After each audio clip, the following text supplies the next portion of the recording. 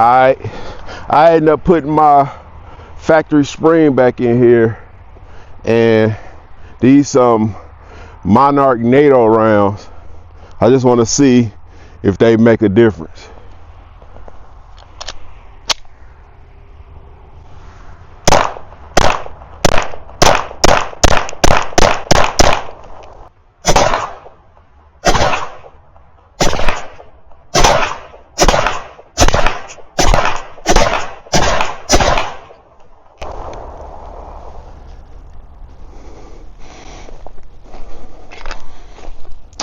Might be nice. 1, 2, 3, 4, 5, 6, 7, 8, 9, 10.